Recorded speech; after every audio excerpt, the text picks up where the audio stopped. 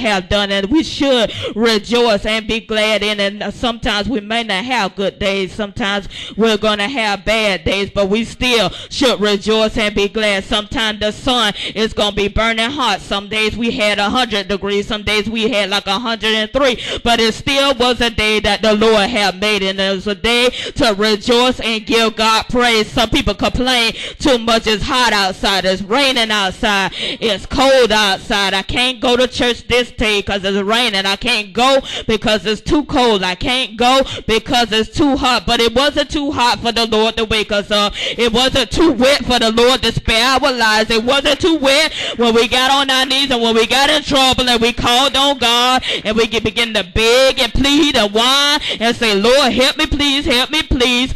But we make up too many excuses why we don't want to rejoice, why we don't want to give God glory. Of course, like I said earlier, we're going to have some bad days. Now, I'm not talking about the bad days that we cause on our own, because some of the bad days that we have, we cause on ourselves when we be up in folks' business, when we be in all kind of mess, when we get on the telephone and start gossiping about one another, and when the gossip turns into an argument, and when the gossip turns into a fight, we want to use the excuse, oh, the devil done messed up my day, and the devil started with me. And when we get on Facebook and get on YouTube and all of these network websites and dogging one another and talking about one another, want to talk about the devil that started and the devil that got started early. No, that wasn't the devil. That was you getting started yourself. That wasn't the devil that messed up your day. You messed up your own day. But I'm talking about those ones who really having a bad day. I'm talking about those ones who really struggling. I'm talking about those ones who the devil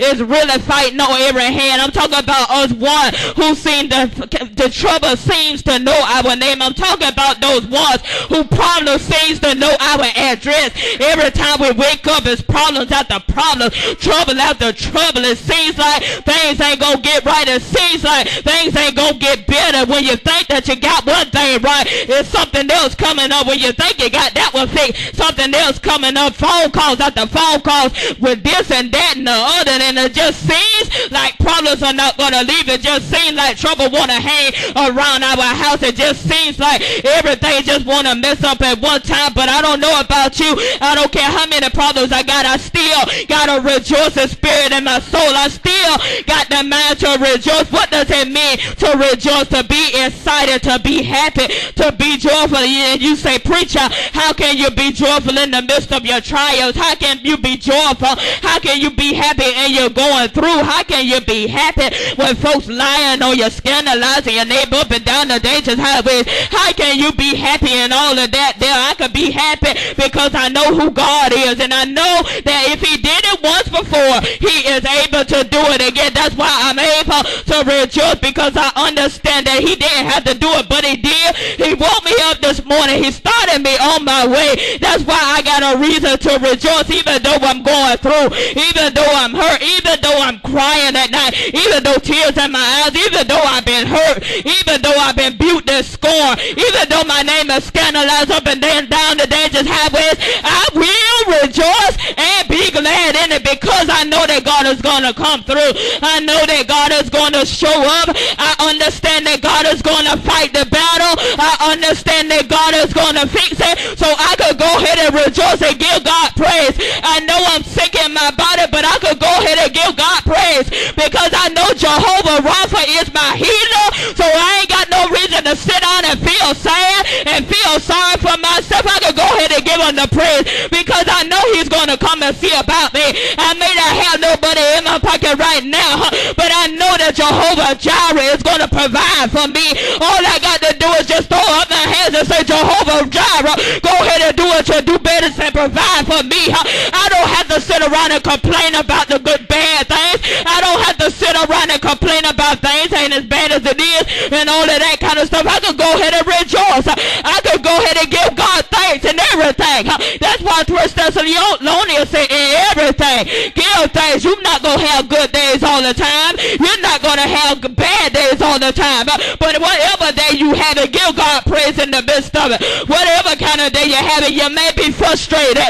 You may be crying. You may be be hurting, tears in your eyes, you may be sick in your body, pain racking in your body, but give God praise anyhow. I dare you to rejoice in the Lord. I heard the songwriter say, he has made me glad. I will rejoice because he has made me glad.